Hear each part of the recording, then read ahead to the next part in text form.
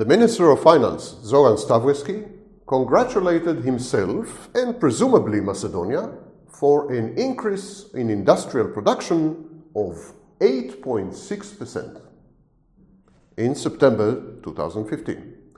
This increase is compared to last year's September 2014. It is called a year-on-year increase. 8.6% is a very impressive figure, but if you look at the components, it looks even more impressive. Manufacturing activity in Macedonia has increased by 11.2%. Food-related manufacturing, food-related processing, has increased by 20%, although this might be explained by the fact that food prices have been rising globally dramatically over the past 6 weeks. Still, these are nice figures, impressive figures, until you remember that these figures mean absolutely nothing. Why do they mean nothing? Because industrial production figures go up and down like a yo-yo. A single month's figure is totally insignificant. One needs to look at a much bigger period. For example, 1 year. Here are some figures for the last few months. In April 2015, industrial production went down 1%. In May 2015, industrial production went down 5%. In June 2015, industrial production went up 6.5%. In July 2015, industrial production went down 3%. In August 2015, industrial production went up 13%. So you see, -5, +6, -2, +13, +7, -3. These figures are completely all over the place. It is, of course, not conceivable that the entire economy of manufacturing goes up and down so strongly within the space of 30 days each time. So this is why we look at the figures over a much longer period. And over a much longer period, the figures are much less impressive. For example, for the last 12 months, industrial production has been up, but by a mere 2.5%.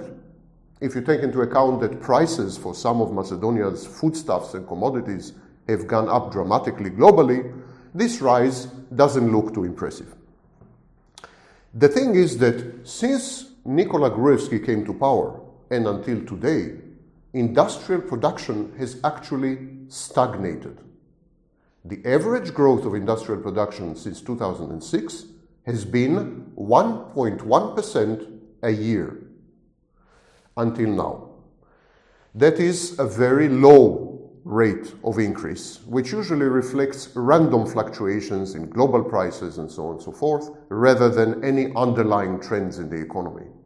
Compared to other emerging economies, this is 1/7 the typical growth of an emerging economy. Let me explain. Let me put it differently. The average of other emerging economies, which Macedonia is one, is 7 times higher than it is in Macedonia.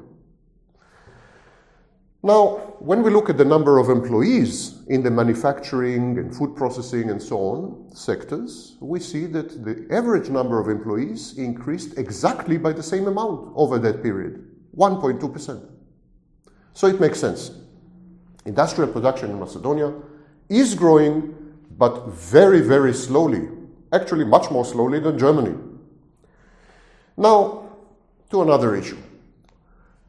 The big pride and joy of the government's announcement was the jump in manufacturing activity of 11.2%. We should be proud of it, shouldn't we? No, we should not. Why shouldn't we be proud of such an increase? Why shouldn't we rejoice? Because manufacturers all over Macedonia are producing more, but they are selling much less. Consequently, their stocks, their inventories, the goods that they produce and cannot sell, what they are holding in their warehouses and accumulating year over year, This is in a state of utter explosion. In the years 2013 and 2014, manufacturers in Macedonia added to their goods in the warehouses 52 billion, that's 52,000 million Macedonian dinars.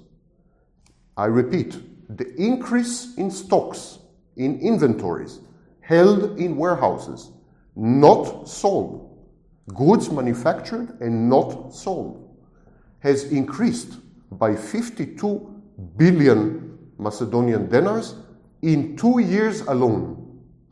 Now this is a terrifying figure because it is 3 times the average in the preceding 12 years. In the preceding 12 years, the average was about 18 billion. In 2 years alone, there was an accumulation of 52 billion. Not only that, the inventories held today by companies, the goods that they produced and were unable to sell, has increased 5 times over the same inventories in 2003. Today, companies in Macedonia have 5 times more inventory than in the year 2003. Yes, manufacturing is up, but no one is buying anything. Now this is very bad news. Inventories usually predict recession. As inventories grow, as stocks increase, as warehouses fill up, as people stop buying, as consumption declines or is stabilized, the end result is usually a recession. Inventories in Macedonia are at an all-time high. So how do companies survive when they produce and do not sell? What do? Well, very simple. They stop paying salaries. They don't pay their employees. And they stop paying each other. They don't pay their suppliers. Intercompany debt in Macedonia, the debt that companies owe to each other, is among the highest in the world. And it is an all-time high right now, historically, within this country. Intercompany debt is a time bomb. It is a much more important indicator of economic health than, for example, external debt. The money owed to foreigners is an important indicator of economic health, but much less important than the money that domestic firms owe to each other. If you don't pay your suppliers, and if you don't pay your workers, you can continue to survive. You will survive as a firm. The economy will not.